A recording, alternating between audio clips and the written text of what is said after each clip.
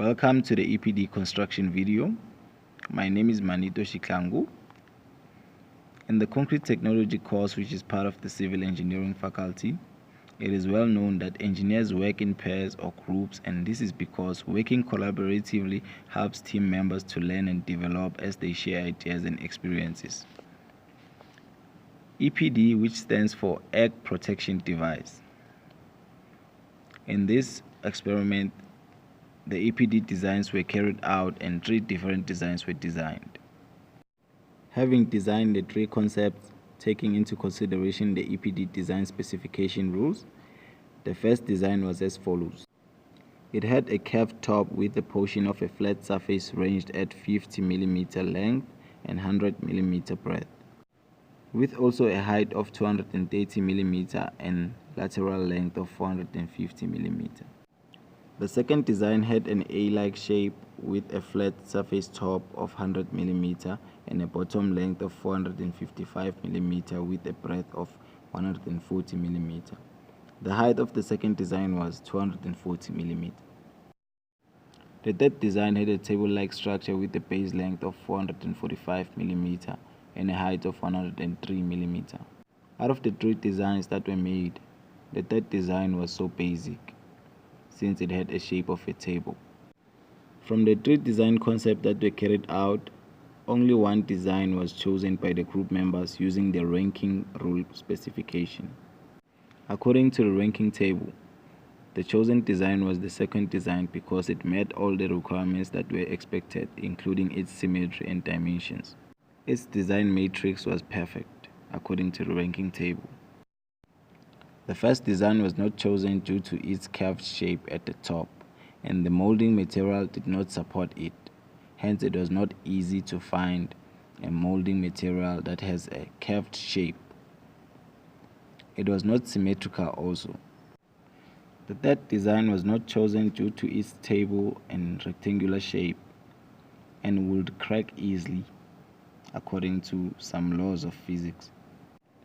And by observing its shape, the force distribution would damage the device easily. With the chosen design concept, a mold was constructed using the second design's dimensions and shape. The mold was constructed using a wooden board and wood glue provided by the UJ Engineering faculty for concrete technology.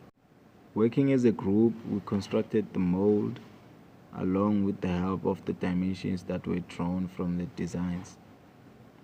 And using the chosen design, we were able to use the glue and the provided board to construct a stable mold.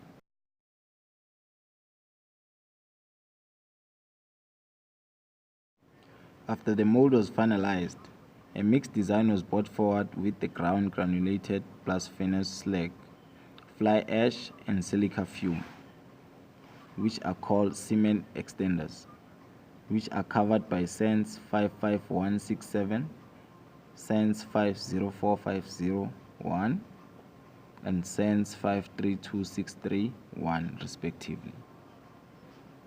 The standard South African condition ratio, which is 1:3:3 of cement, sand, stone, was used. Cement, stone, sand and water, which makes up concrete, was collected.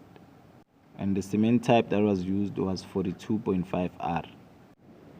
The original standard South African conditions ratio that was used was 1:2:2 of cement, sand and stone.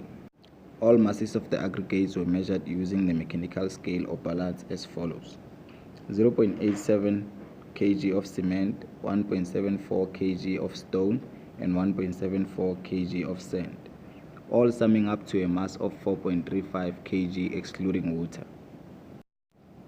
The sand and stone samples were mixed carefully after being weighed and stored into the mixing plates. A plasticizer was added.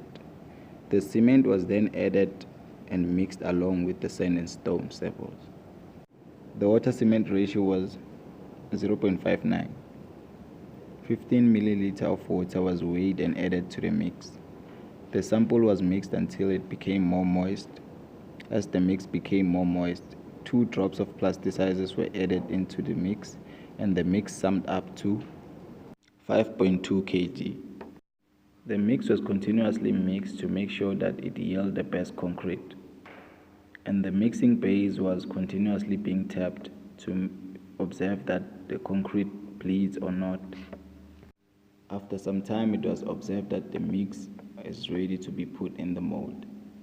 The mold was also placed near the mixing plate. The mix was then put into the mold slowly, carefully, and attentively. As the mix was put into the mold was continuously being tempted. It was tempted to make sure that the mix stay firmly to the mold.